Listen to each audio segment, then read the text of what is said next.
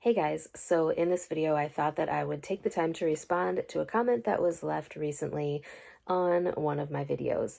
So this comment was left on my video titled Quick Tour of the Sleep Lab, and this was left by Max Amarimaka, Maxamerimaka. And this person asked, how are you getting certified? So I thought that I would explain the process that I have been going through to start working as a sleep tech. So for those of you who don't know, in October of 2023, I switched from working full-time in the community clinic setting in the hospital to working full-time in the sleep center at the hospital. So I am not currently certified. I am currently in the process of getting certified. So it's been a whole process.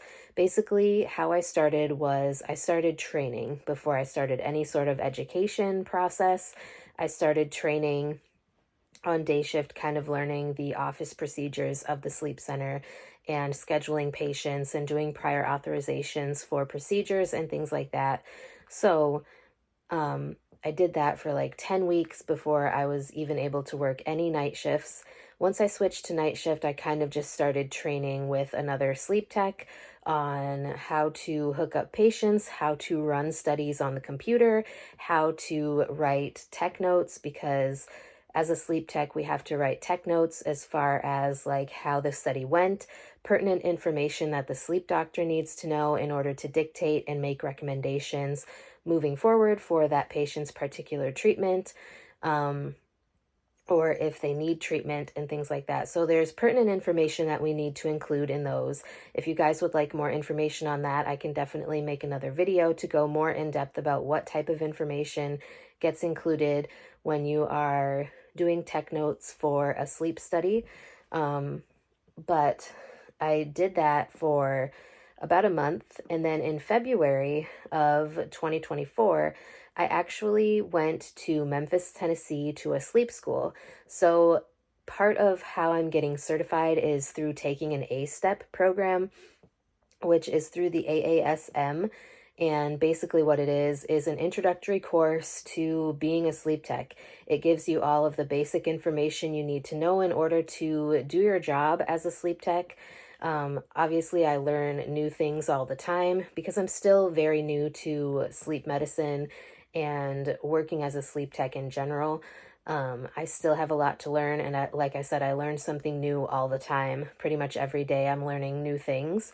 So basically, the process is I finished that A-STEP program. I was able to pass the class, and at the end of the class, you have to take a final exam, which if you don't pass, you don't move on to the next step.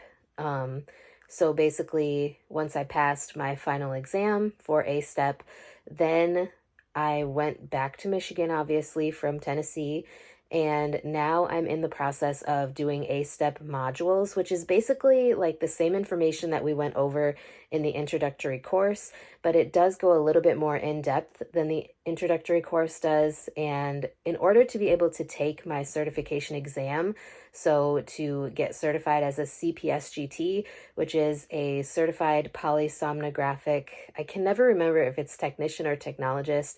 I know that RPSGT is a technologist, but I can't remember if CPSGT, if the T is technician or technologist. Well, anyway, I am going to be taking a certification exam in the near future for the CPSGT credential, which you can hold for 3 years before you have to get your RPSGT.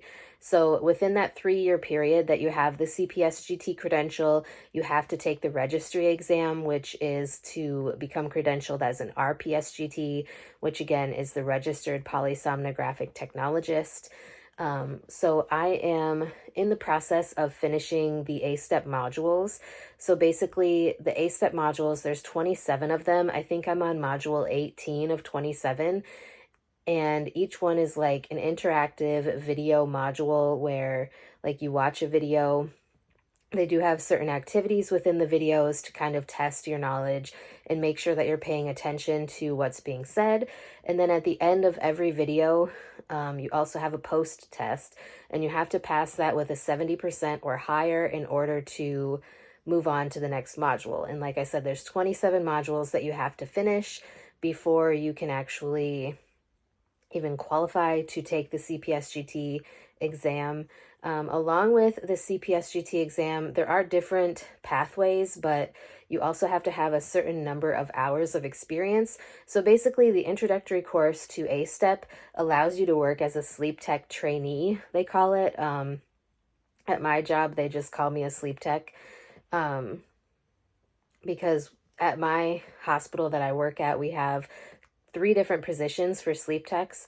So there is a sleep tech non-certified, which is what I currently am. There's a sleep tech certified, which is what I'll be when I get the CPSGT credential.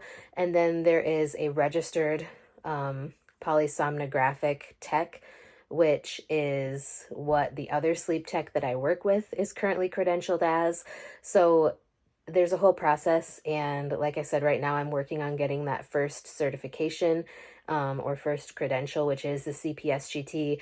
I'm just working through those modules, and then I will have to like apply to take the certification exam. I've been studying with different flashcards and things like that.